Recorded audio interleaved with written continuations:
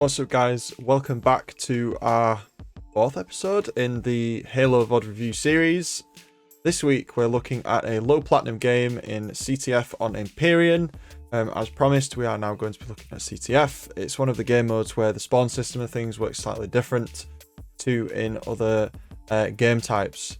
As always, your thoughts and feelings are appreciated, so if you watch this video and you disagree with something, or if one of the topics really helps you out, feel free to leave a comment and a like or dislike. And if you enjoyed it and you want to see more of this stuff, then a subscribe always goes a long way to let me know that this is interesting to other people playing Halo Infinite.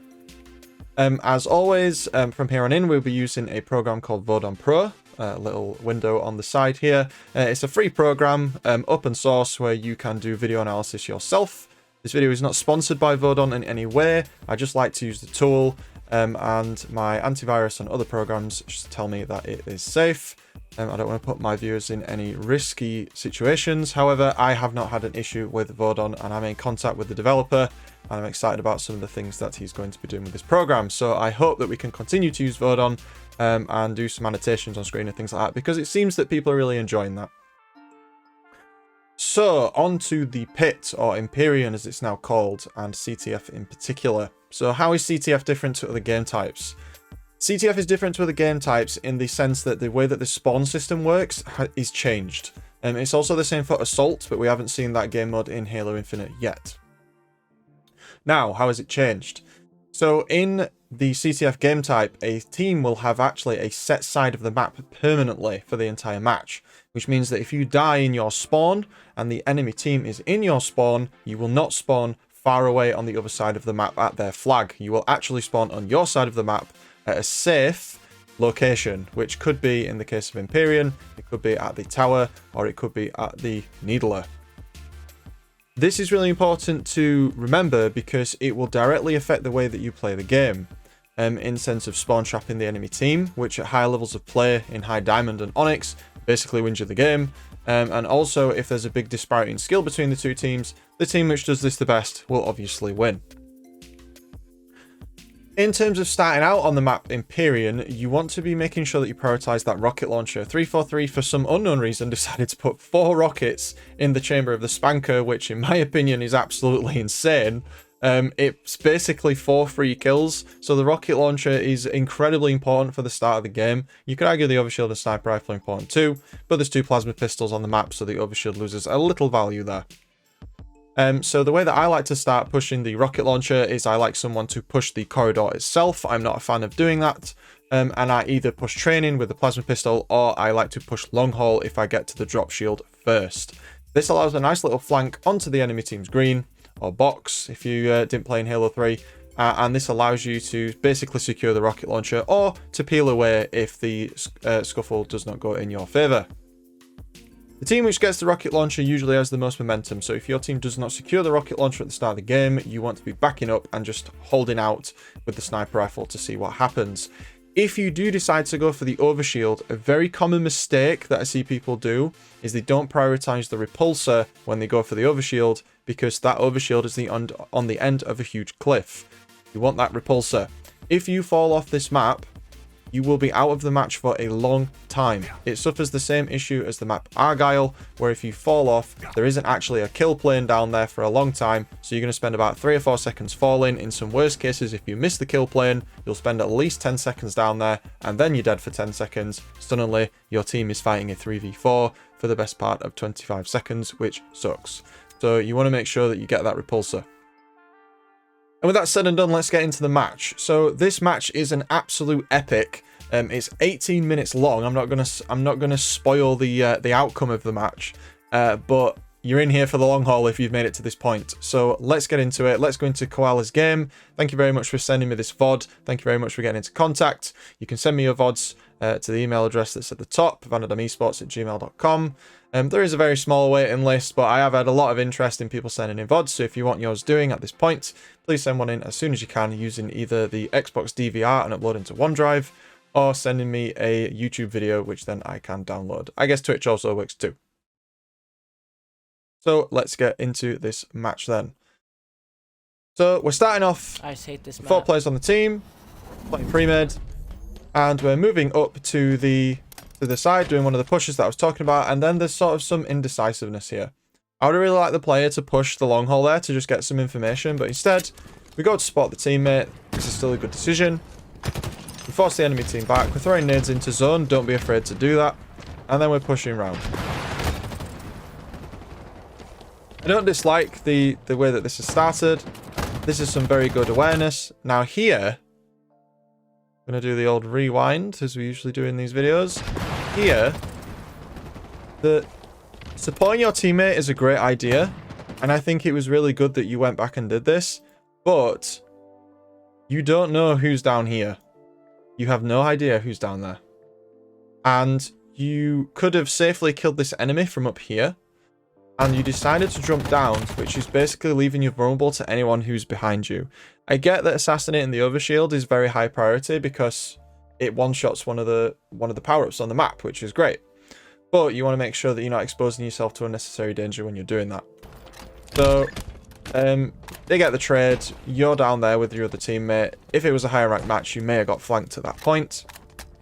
And then we move around. Didn't check training there. You didn't check training and terminal there. You want to be careful. And we get into a fight here. And I just want to go over that fight just there. Because if we look at the weapons that we've got here, we've got the assault rifle out. We actually have the advantage in close range here. 6 shots and a beatdown to kill with the assault rifle at close range, as opposed to 2 bursts and a beatdown to kill with the BR. So we're going up here. And what we're seeing here is that actually we're landing some of the shots. But then instead of walking backwards, we've walked forwards. And so because we've not got that reaction speed yet, we've given the advantage over to the opponent. It would have led to some nice pressure if you were on the side of the map as well. Your teammate did get the trade and we did pick up the flag. But it's just one of those things where we could have stayed in the game there to keep up the pressure. Okay, I'm liking the aggression, but I'm feeling that it's a little uncontrolled here. Let's just go back. So we respawn, we're going up. If you've got the directional sound on here, there is without a doubt an enemy over here somewhere. You should always assume there's an enemy on the tower over here somewhere. And this person's just died, which means someone may be down here somewhere. This player absolutely just holds that W key all the way across the map. If you were in a Diamond or Onyx lobby here, you would have instantly died. That walk across mid there was instant death. But as we always say, the team that wins is the team that makes the least mistakes, and the other team made the highest mistake by not controlling the mid of the map. I'm really enjoying the decisive pull of the flag here and the flag run. This is really good. Fumble it a little bit. We could work in some nice little curb slides and things in here. I always go on about curb slides in all the videos. But it seems we pulled the flag. It was a nice little rotation. We took it through the teammate. The rest of the team's fighting down at the bottom. And sort of the enemy team's just not here to respond. So that was a really good flag pull. I like the awareness to pull back here. That guy had rockets. Crouched in the corner. Good. They've still got rockets. Or maybe he used the last one. A little messy. I would have liked to see a little less left thumbstick there. That was a good... You could have had some opportunity for a good little strafing duel. We're moving up to support the ally with the overshield. I think here the thought process here is good. I need to help my teammate secure the overshield. It is an important power-up on the map. This is very true. However, in committing to this angle here, once you cross this threshold, you have no escape. Because this exit here into Gulch, I believe it's called on this map, this is no man's land. You have no one there. Anyone could shoot you from any direction. It is not a safe escape route. And there's also the unknown of where is everyone else. This teammate secured the overshield and he's got a kill. He may be low. And actually he's died. My mistake. He's actually died. It says in the chat there. But the point here is that we're putting ourselves in a position that's not ideal. And so I would have pushed this, but I would definitely have not crossed this threshold, and potentially I would have stood a little bit further back so that I could get away if needed. Let's see how it plays out. Yeah. And so the overcommitment to that area of the map there, you should have just pulled away. You don't always have to take every single fight. And one of the things that this player does need to work on is that they hold that W key a lot. The comms from this player are actually really good for Platinum 1. And it's something that I really want them to build on. But one of the things we're going to notice through the video, and I will try to point it out, is that there's aggression, but it's almost uncontrolled. And I think the difference between a Platinum and a Diamond player is that the Diamond player is aggressive as well, but the aggression's like on a leash. It's controlled and it's focused aggression. It's not this I'm going to kill you aggression where like that we're sort of risk blind to other things that are happening in the game. Watch out. Somehow the team killed each other. Again, straight back into the action. This player doesn't mess about. Very decisive. Cleans up the kill, helps the teammate. I probably would have dropped down there because I'm one shot, knowing that the enemy team came from overshield. Nice, good stuff, guys. No, we got them anyway. And the player saying good stuff to his team, it sounds really silly, but mindset is half of the game. If you're being positive, if you're reinforcing when the team does something good, you're less likely to get tilted. And in solo queue or in crossplay, whoever you're queuing with, that's really important. And I think one of the things that people do really forget is mindset. You need to be positive when you're doing things that are good. Half the time you're playing with people you don't even know. Yeah, so you don't know what the temperaments are. You don't know how they're feeling, and maybe saying they're doing good, it might make some difference. Rock is up 20. Calling out the power-ups and how long they've got left until they're up. That's great. Oh, what's in their towers? We gave the enemy a free snipe there. So if we just go back and we try and figure out what we could have done a little different. Yeah. We're pushing up with a teammate. He gets away, snipe free. But when I push this corner, I like to slow push it. I don't want to just fly out and get sniped, especially if an ally's gone through that there first. You've essentially given information to the team that you're pushing this angle, and so it's really dangerous to then follow through if they have a sniper waiting. Arguably, this player should have been putting covering fire onto that sniper, so this didn't happen. But at Platinum, you can't assume that people will do that, and so it's too risky of a peek. It's not coordinated enough. If we had a teammate who pushed maybe from down here, maybe from down this direction, and was at the other side of box, just putting some shots around the corner onto the platform, you could argue we could push, but here we gave him too much time basically. And you can see him there, you can see that scope glint there. I would have immediately just slid if I made that mistake, and I was slid this way. I would have whipped my crosshair that way and slid that way. Your teammate should have died for this, but as we say, the team who makes the most mistakes. The other team didn't capitalize on a mistake that we made, and so you die, or your teammate gets to push, I believe. He puts the drop shield down. And the other team's not responding to him. So, I am focusing on the player in the VOD here, but look at this.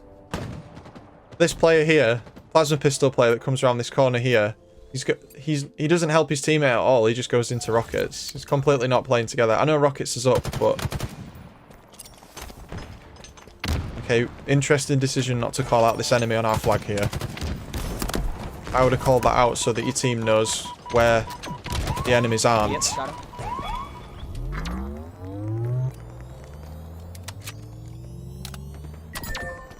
Okay, some sniper action and we're going to use it. Top of tower. Where are we looking here? Okay. This rotation... So, this is almost like the opposite of what I was saying earlier. This player went from having this, like, unchained aggression to almost going incredibly defensive. So, if we watch here, we just say when they get to the top of the tower and we evaluate the situation here. So, we're up here. Let's just go back a few frames. We're up here, and we've got potential sound coming from over here. A teammate is over here, so we can assume that this area has some enemies in it, and we don't know what's going on down here. You could argue someone may be here. However, the fact that this player's here and nothing's happening, it's unlikely. And so when rotating here, I would have just rotated straight up this way with the sniper rifle, and I would have strafed across, aiming down the lanes as I did so. And the reason for that is because as soon as you drop down here, any fight that now breaks out is now 3v4. There's nothing you can do. Yep, I'm on flag. And you can hear that people are fighting. And we get a rocket kill, and there's a trade that goes out, which means there's 2 enemies left. We're playing way too defensive when we have a tactical advantage. We have more people on the map. At that point, when we got 2 kills and we had sniper, we should have pushed up, and the enemy and the allies should have called out where the enemies were. Yep. I feel like we need to practice sniper in academy. I think there was a little bit of a twitch reflex there, and I just think maybe the player just pushed the buttons in the wrong order. So we try and play it back in slow motion. He shoots the wall. Yeah, so if you want a quick scope, that's fine. You can get really good at drag scoping and quick scoping on Halo. Just practice it in academy first. Yep, he's but jumping down. I'd rather you take shots with the sniper than take none at all. So There's one going for just something to think about. Oh, there's And one shot terminal. some good comms from the player again. But as we come around the corner, Oh, it's up 20. as we come around the corner, remember the needler needs 7 shots to super combine, so that if someone's shooting at you with the needler, you know, as soon as he gets into this scenario here, There's one going for you can see the guy as a needler, so I would have immediately sort of backed up towards the wall, and then used the wall as like a defensive point so that you couldn't get the super combine on me. Because if someone attacks you with a needler and they miss a lot of shots, they have to reload. They can't do any damage, and if you've got a BR, you win. You basically win. So needler's great in open areas. I hate the weapon so much when I die to it, but it's great in open areas. The lock-on's pretty solid. In areas with pillars and other cover, not so great. In this area, it's basically wide open. They have the upper hand. Get back to the wall. Yeah, you can see we die there, so we could have just used the wall as cover. But he did call him out. One of the things I am noticing, though, is the player is not using deathcam to find information. And we said this in the last game when we did the diamond on Slayer on Aquarius. Deathcam is super duper important to find information, because when you go into crossplay, we all know it, not all allies on our team are going to use their microphones. And because you have a microphone, you're in a very, very high state of power and control, and you should be using the microphone as much as you possibly can. Even if you're in a pre-made 4, you should still be doing it. You should still be calling out stuff, because maybe your allies in a fight and they've just not called out because they're just concentrating. Always call something out. He's got snipers and use the death cam. But he is common, and he is trying to give information to his team, which is good. So we didn't call these enemies out. 2 on flag. Okay, we did. 2 on flag. One's weak on flag. Nice. That was an unfortunate trade. That guy didn't need to go for that melee. He should have just shot him in the face. Okay, what we're doing here. Some hesitation. Okay. Just a little note here. In CTF, the objective is obviously to score the flag. And I'm sure a lot of you know that in ranked CTF, you can't score if your flag isn't on the post at your base. So the logic I have here, and feel free to disagree and explain why in the comments, is if they have your flag, the highest priority you have is to stop them from having your flag. Because if they don't have your flag, they can't score. And if they can't score, they can't win. However, if you have their flag, that doesn't guarantee that you'll score a point, because you enter this stalemate where you have to return. So I would rather lose the enemy flag and return my own than both teams keep both flags, because that's a very volatile situation, and it's also likely to increase tilt on each team when one of the teams gets their flag returned and then the enemy scores. So personally, I mean, there's a lot more nuance to this, but in this setting in particular, in this Platinum 1 setting, I would have definitely gone for the flag carrier on the enemy team instantly to prevent tilt on my team. Again, at higher levels, there's more nuance to this, such as positioning and respawn times and things, but for this video in particular, I would have gone straight for the flag carrier. Got him. Nice little team nade, but we got the flags, so it's all good. Yeah.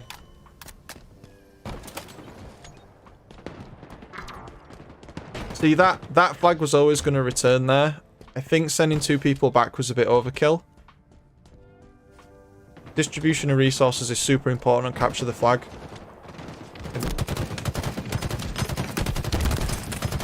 Okay. Let's do a little thing on right stick aiming here. Let's slow it down. Let's look how many times the reticule twitches because of the right stick aiming here. I don't know if the sensor plane that's too high, or it was just a bit of a stressful moment. However, we should always try to use the right stick to set the location and the height, and then once the fight begins, use the left stick to then strafe. So let's see what happens. Let's set it to quarter speed and see what happens. You see the little, there was a little twitch there. There was a little twitch to the right. You could have used the left stick to maybe strafe around a little more, and turn. And that would have required a little less right stick movement. If this is an issue, go in academy, go against bots, play around the corners and just practice, or lower your acceleration, or lower the, I forget the name of it, it's not the dead zone, it's the other one. The curve at which the stick accelerates. If you find that you lose precision for small movements in engagements like this, then what you want to be doing is you want to go into those settings and you want to flatten out that acceleration curve by assigning a lower number so that it's even. Or you can also assign a higher number so that it accelerates more quickly.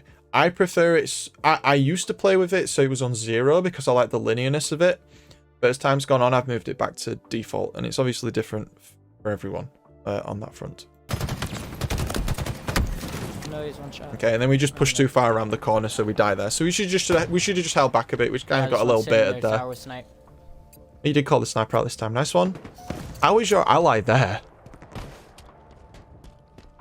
Okay, we're rushing quick to support. Immediate reaction to the enemy flag carrier. I probably would have gone up the training ramp here just for a bit of height. Got 2 shots on him. Got him. Yeah, there's one on the flag. You could have, you sort of... Nice, good win, Big Mike. Focused on the melee there. You could have just shot the guy because you were taking fire from the other direction. But I do appreciate a sense of panic when the enemy team has the flag. It's how your brain works in those situations that's win or loss here. Calling overshield, good. More positivity earlier on, also good. On their tower this week.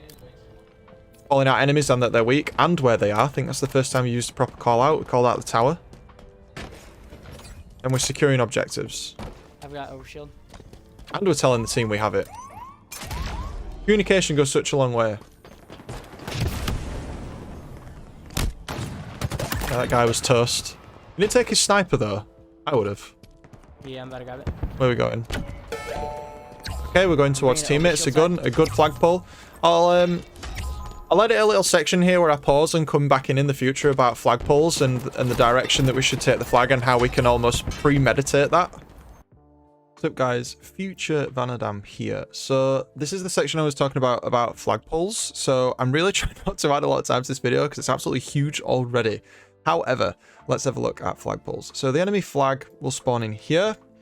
And essentially, the enemy team will have a main spawn point, which is sort of down here. They have a spawn point that's sort of in here. And they have a spawn point that's sort of up here. Ideally, what you want to be doing as a team, so if we do this in green. Ideally, as a team, what you want to do is you want to have someone sort of in the training area. You want to have someone up above the overshield area in terminal. And you want to have someone sort of on here, like in the box area. And then you've obviously got your flag carrier.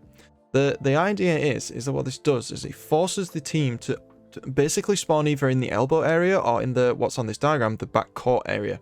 And if that happens, you have 2 people that can crossfire this area. You have 2 people that can crossfire this area.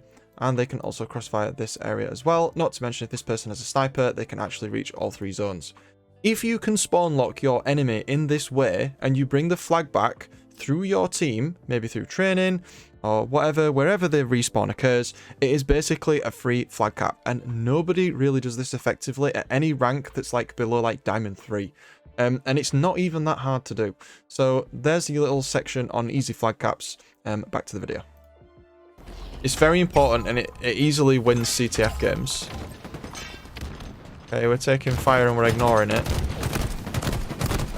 Oh yeah, they're behind us. They're behind us. A little bit of strafe, but no crouch. I would have liked to see a bit of crouch strafe in there. He's 2 shots on flag, 2 shots on flag. And they got the return. Okay. You can't get every flag pull. We'll talk about, again, we should have talked about premeditating flag pulls at this point.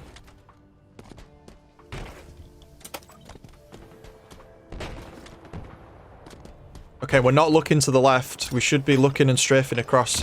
When we're staring at that wall, we get no information whatsoever. We're completely open to being shot. That guy should have backed off. Oh, he's low on flag. And then you should have backed off. You were half shields, so you should have held back a little there. Just outside their base.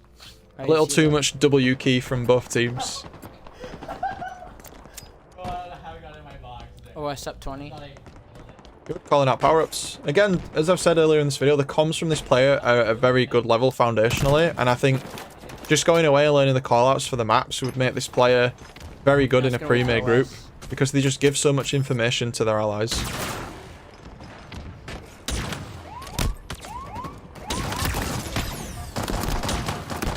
That was a little risky drop there. He's gonna get OS. Yeah, he's got OS. He's coming flag.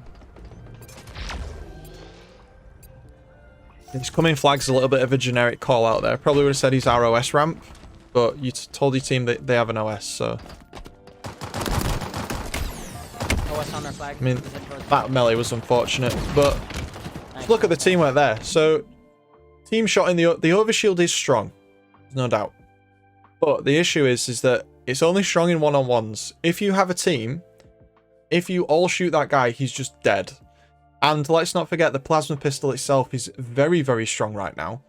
Overshield is important, but it's not hard to counter it if you use your brain when you fight it. And this team, in this occasion, did. We lost one player, but the rest of the team just steamrolled that overshield guy. So 1 for 1 and they lost overshield. That's a trade, because both teams lost one player, but the other team lost the power-up as well.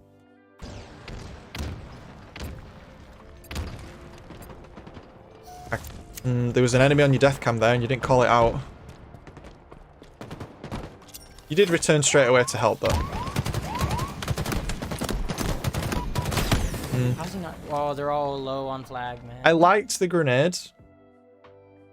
I think the grenade was good, but I think in this instance, because of the amount of damage this guy had already taken, let's have a look.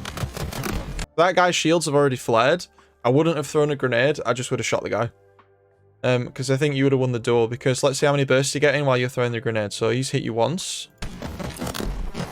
He hits you twice. So before you can even return, he's hit you twice. Oh, they're all low on flag, man. The grenade bounce was good, but I just would have shot the guy. If the fight's already started since they nerfed the grenade explosion time, it's too long. When it was 0.2 seconds, you would have definitely got away with that. Okay, we're pushing up terminal. Let's look at the position of our team here, based on what we said earlier about flag pulls. We're in terminal. We have someone in their flag, and we have someone here, and we have someone here. This means that what's more than likely to happen in this scenario is if the enemy team is respawning, they're going to respawn to the left of our player, down at the bottom of tower. So the flag carrier should definitely take the flag up top side, but should be careful doing so because the enemy team will reclaim tower as they do that. The smart play here would be for Koala to stay and hold position and watch out for respawns to the left and call them out as they happen. Let's see what happens. Rockets about to come up. Should get rockets. They got rockets. So that's 2 down. They have a rockets player. They got shot from the back. Was that a respawn? And look, this player's here. Probably came from this direction.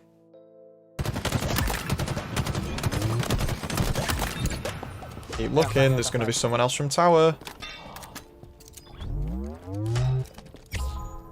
You can hear them. Yep, sniper. A good decisive run though. You minimized your visibility to the enemy team there. That was really good. And not taking the flag plat was also a very good decision.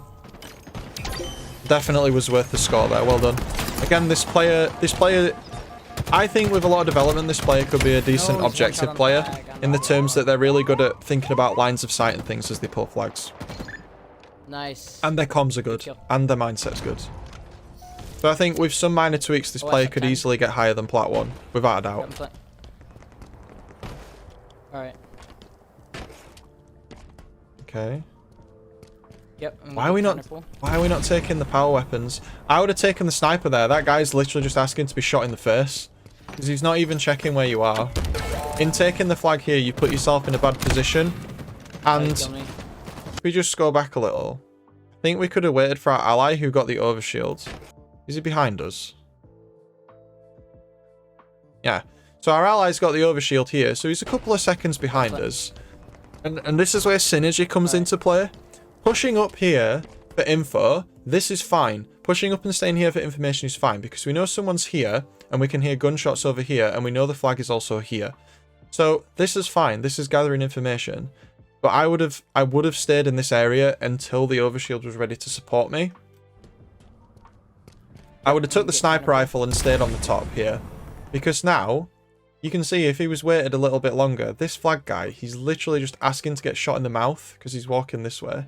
And if the sniper was there, I mean, it's an easy shot. There's no one else covering him. So let's see how long it takes the overshield guy to get here after we die. 1, 2, 3, 4. 4 seconds. Kill me. Waiting for 4 there's seconds one weak there would flag. have made There's that 3 push on the flag, completely flag. different. I think this is our overshield getting absolutely teamed. Yeah, dead. Oh no, he's still... Yeah, he's dead. Right, how are we going to do this? So our ally here just rushed into death. We're rushing into death here. I liked the push. I think the idea to push here is the right decision. However, again, let's have a look at the W key thing we keep talking about. I'm trying. All of the play that you did, you could have done from here. And that would have left you an escape over here. You didn't die, luckily. But if they were team shotting you and they didn't really position themselves very well, you would have been in a position to escape. So just a little positioning thing there. But these guys absolutely eat those nades. Some good nades. You've got pressure. They scored, but you've got pressure now. So I'm hoping your team's pushing up because you just killed 2 of them. They're going to spawn at top needles because you're at bottom. Where's the team? That's unfortunate. A little bit of panic. You shouldn't have challenged that though, because if he was waiting, you were dead. Why is your team not pushing up? One dead their tower. Yeah, we have men left. Please play D. Alright, there's 2 there tower. Probably coming OS side. Good call.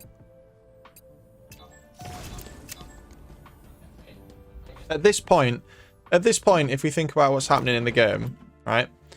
There's a sniper on their tower. He's not called it yet. The score is 2-1 to us. We can play Slayer for 40 seconds and win. We don't need to push at all. Nice cleanup. One dead. Saw one on bridge, didn't call it. Coming mid. Okay, now we called it. Mid's a bit general though. And they've still got a sniper up. Are we going to peek? No, good. Good angle there. Could have got him. Supporting teammate. I would have just pushed up there. You don't need to throw the grenades. You're dead. Sound cue, there was a sniper shot nearby.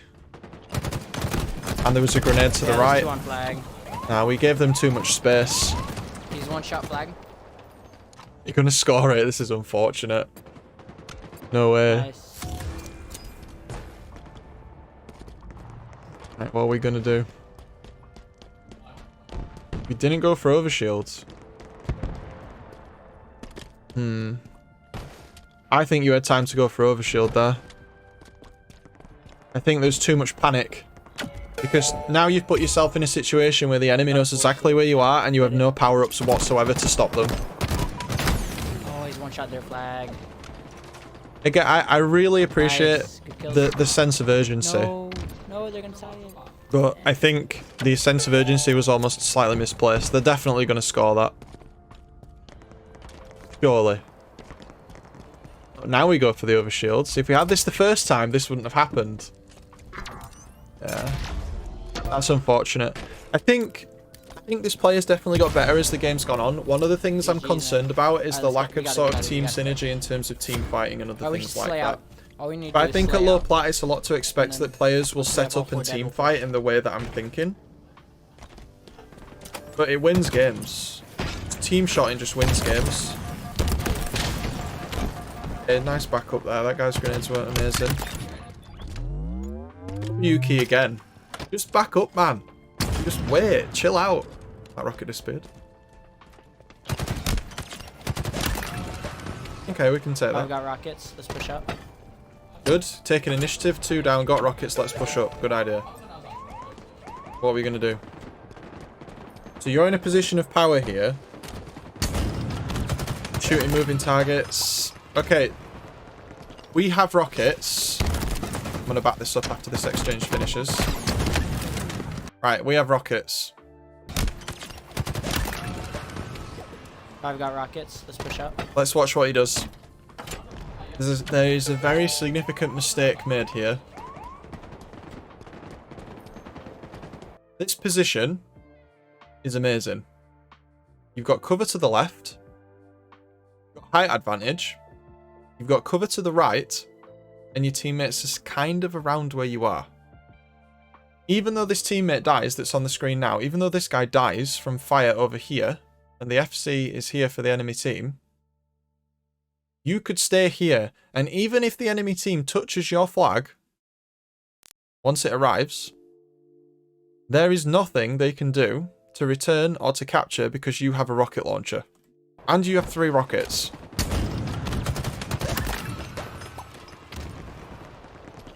Too eager. Space out, back up.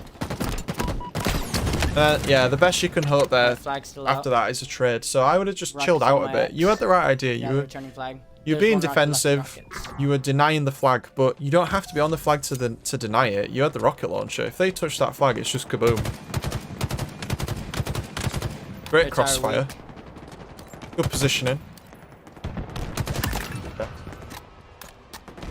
Again, good crossfire. It's like the best 30 seconds of the match. Chase him over. It's like watching Diamond all of a sudden. We've got good positioning, we've got good crossfire, we're pushing advantages. Back up. Yeah, still one there, base. Wait. Risky. Okay, we have advantage. Where are we setting? No. Didn't mean to get that close. Under their snipe, he's weak. Nice. Right, where are we taking the flag? We're taking it top. Nice. No, we're not. We're taking it to the respawn screen. Yep, I'm gonna grab an OS. Good. Decision to get the power up before you go into an important battle. Like it.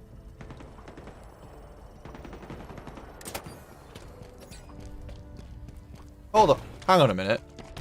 You just curb slide. Sure, that guy just curb slid then. You mean to do that? Yep, I'm gonna grab an OS. You did. Accidental curb slide. For those of you that don't know, if there's, I'll draw a diagram. If there's a bottom of a staircase here like this, here's the bottom of the staircase, this area here. If you land just before it as you're traveling and sprinting and then crouch, you actually get an accelerated curb slide.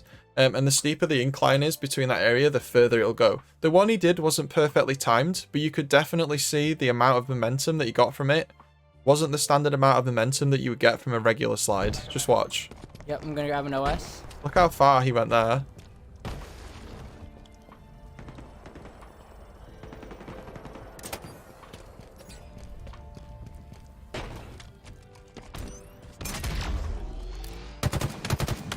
Up. Get height. Positional advantage of height. Yep, I'm coming to the OS. How much time we're not in the fight. Okay, let's keep some space in here. We've got OS. We don't need to rush the flag. Let's see what they do. Okay, that's fine. Tap it and drop it. Too aggressive. Now you're in a bad position because you can get grenaded from 3 different sides. Good, perfect though. They come flag. I need help from low. Got him. Right. Let's comment on the positioning here. Did this on the other map, on the other video. Right. 1 directions. 2. 3. 4. 5. If they throw a nade and you're here, your back is to a wall, you're dead. Yeah? This is not a good position to hold for your ally who has the flag, because you can't see anyone who comes from here, from here, from here, or from here. I would have probably stood either on this side, watching long haul, or on the tower. This position, I get what you're trying to do here. You're trying to keep a close-knit, you're trying to keep this close-knit group with the flag carrier so you can defend. It's a good idea. That's what you should do. It's just the way that you're going about doing it. You need to space yourself a little bit further away. So if enemies come, they get to the flag carrier first, because he's holding the flag, remember, so he's going to have to drop it, which is a disadvantage, and then you can go in and clean up. And you could argue that you're kind of baiting your teammate here, but I think it's better that you're able to then join and to clean up and then to tap the flag. If you're both standing in the same place, just asking to get naded, and you're not really getting a lot of map control from it, you're sort of letting the enemy team just kind of do what they want.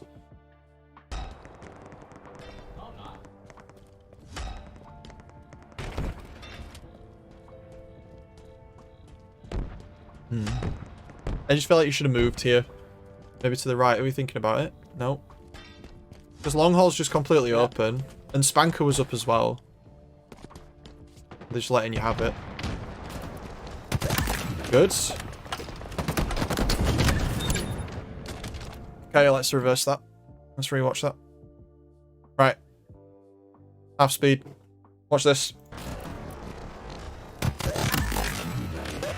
Gets the trade, fantastic. Gets the rocket launcher, also fantastic. Pivotal weapon on this map. Look how long we walk forwards for after we get it. If the player had instantly walked back as soon as they got the rocket launcher, the following trade would not have happened. They would have survived. And then they would have had pressure to then go and push. So it's tiny things. Again, with this player, always the idea is good. The awareness is good. The fighting and being in the fight and keeping themselves important in the game is good. It's just the W key just being held for slightly too long. I think this player could be really good with just a few improvements. I think they've got a really solid foundation, and it's kind of unfair that they're plat 1. Yeah. I'm with you, Mike. I think they'll get higher.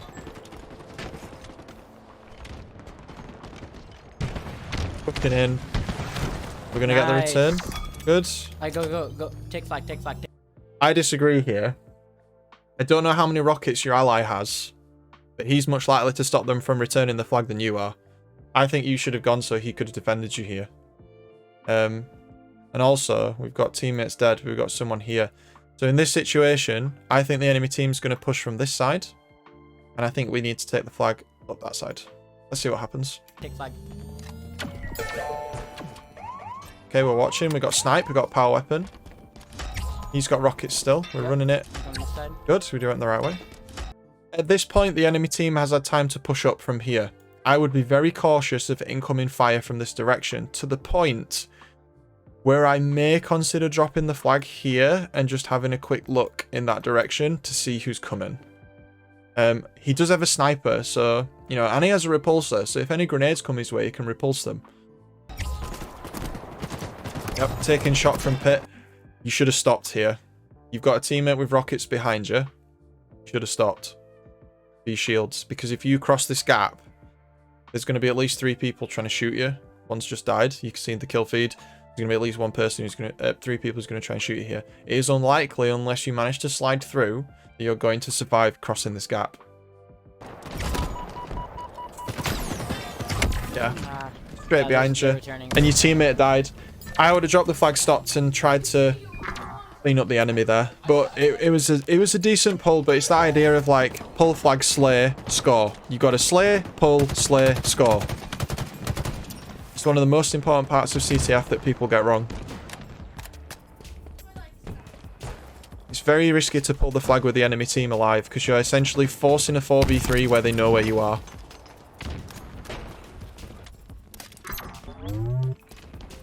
18 seconds left. Is this going to be a tie then? It's 18-minute epic.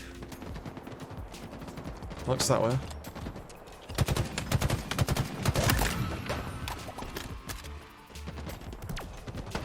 Tie. Wow. Man, I thought we had it. Yeah. So it was a tie. So I think there's a few things we can take from this game, and this video is getting very long. I'm very aware of that. So it's the idea that at low levels we can see that coordination and team shotting is not really a thing, and also there's almost like this kind of thing of risk blindness.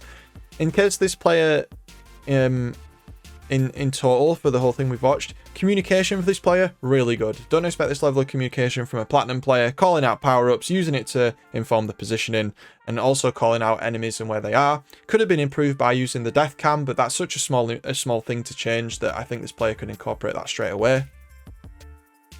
Last thing on that, I think the player just needs to sort of learn map callouts. Maybe it's just Empyrean that they don't like the callouts for, but I just would have liked to see more specific callouts rather than our flag. OS, you know, is it Gulch, is it training, is it box, is it needles, is it the back ledge where target will used to be in Halo 3, or is it plat, where is it? And I just think that specificity would have been so much better. I think the initiative the player took with objectives was good. They took the flag, they took a logical route, and they were quick about it. They didn't mess around, which was good. They did make some errors during the game, but overall I think the objective play was pretty good. I just think the main concerns I have are holding W too much, so holding forward too much, the limited amount of crossfires, and also the limited amount of use of other weapons. You had the sniper rifle a few times, I didn't really see you use it, and I think that might be due to how comfortable you are with it, because the sniper rifle is one of the best weapons in the game. If you can learn to no-scope, it's an instant plasma pistol. You don't have to aim for the head, just body shot and then headshot with the BR. So I think going forward for this player, I think going the academy with a sniper rifle and other weapons 5 to 10 minutes a day, just go on endless and just practice, I think that would be great. I think you need to focus on positioning with allies so you can get good crossfires, because like I said, your prioritization isn't that bad. I think Plat 1's quite a harsh rank for you. I think with a few changes, I think you're definitely able to improve that. And I think you need to learn when to stop and hold position, and the fact that there is urgency in the game, and it's good that you're aware of that. But I just think sometimes it's worth just, don't need to always hold forwards, just chill out a bit. Okay. So that's the end of this coaching video for this one. Again, thank you very much to Koala for sending this video in. The channel wouldn't be possible without people sending in their VODs. I hope you didn't feel like I roasted you too much. I think overall the gameplay for Plat 1 was actually quite good. If you send in your own VOD, you'll get a large, as of this video, I've written 2,200 words for Koala to read through and look at his video. So if you want your own VOD where you get something like that, then send it in to the email address at the top. Thanks again for watching. Subscribe and like. We'll be doing some more live streams in the future, some community playdates, and also some Octagon and some other bits and bobs. And as always, thanks for watching. This has been Vanadam.